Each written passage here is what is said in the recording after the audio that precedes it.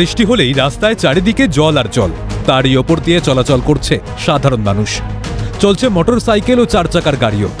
এক ঝলক দেখলে বোঝা দেয় জলাশয় না পুকুর। নিকাশি নালাগুলি বুঝে যাওয়ায় জল বের হওয়ার উপায়ও নেই।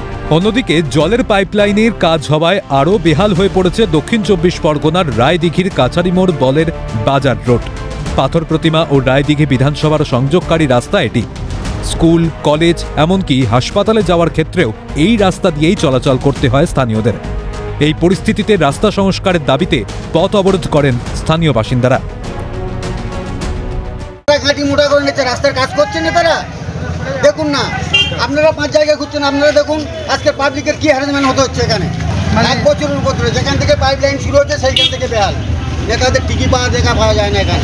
কটা থেকে 3 পর্যন্ত খুব অসুবিধা হয়। কি সমস্যা? ছেলেমেয়েরা যায়, তাদের গায়ে জল লাগে, আর এর মধ্যে আবার 16 চাকা গাড়ি ঢোকে। কি অসুবিধা হচ্ছে এখন? এই জল দাঁড়াচ্ছে, 16 চাকা গাড়ি গেলে টোটো পাস দিতে পারে না। জলটা কি জন্য দাঁড়াচ্ছে এখানে? এখানে ওই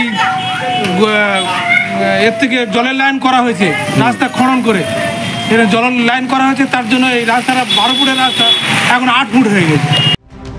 অবরোধে বিক্ষোভের জেরে গোটা রাস্তাই অবরুদ্ধ হয়ে পড়ে। বিক্ষোভের জেরে আটকে পড়েন পাথর প্রতিমার পঞ্চায়েত সমিতির সভাপতি মনুশ্রী মণ্ডল। পরে পুলিশের হস্তক্ষেপে বিক্ষোভ তুলে নেন স্থানীয়রা। এত উন্নয়ন করছে, এইটুকুর জন্য কি আটকে যাবে? নিশ্চয়ই যাবে না। কিন্তু আজকে যদি আমার মিটিংটা না হয় সেখানে তো সমস্যা হবে। কিন্তু কথা হচ্ছে এখানে রাস্তাটা এমন এতটাও যে নয় যে এর জন্য এইভাবে ঘিরে দাঁড়াতে হবে। দিদি আপনি কতক্ষণ আটকে আছেন? কোথাও হয়নি এমন বলতে পারবেন আমাকে? আমি বেশি সময় আটকে নেই, আমি আটকেও নেই।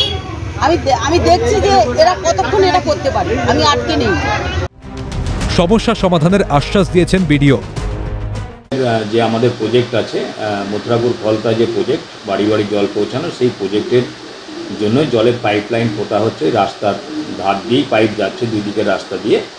তো রাস্তাটা এই মুহূর্তে পিডব্লিউডি মেনটেন করছে এবং অলরেডি সেটা টেন্ডারও হয়ে গেছে, রেস্টোরেশনের ওয়ার্ক। আমাদের 5 জুন সেটা টেন্ডার ওপেনিং হয়েছে এবং অলরেডি ওয়ার্ক অর্ডার দেওয়া হয়েছে। 2 দিনের মধ্যে কাজটা শুরু হয়ে যাবে। হঠাৎ করে বৃষ্টি চলে আসাতে ওখানে যেহেতু একটু লো ল্যান্ড হয়ে গেছে বলে জল জমে মানুষের একটু অসুবিধা হচ্ছে। অন্যদিকে সরকারের উন্নয়ন নিয়ে সুর চড়িয়েছে বিজেপি।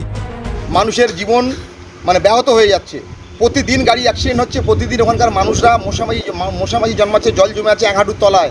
এখানকার বিধায়ক, এখানকার এমপি সব থাকার সত্ত্বেও রায়দিঘি বিধানসভাতে আর রায়দিঘির রাস্তার এই অবস্থা, তার মানে বুঝতে পারছেন জনগণের কি অবস্থা হতে পারে। সমস্যা মেটাতে কবে উদ্যোগ নেবে পঞ্চায়েত? জনতার কথার ভাবছে কজন? সেই প্রশ্নটাই উঠছে। দক্ষিণ 24 পরগনার সৈকত ঘোষের রিপোর্ট, ক্যালকাটা নিউজ।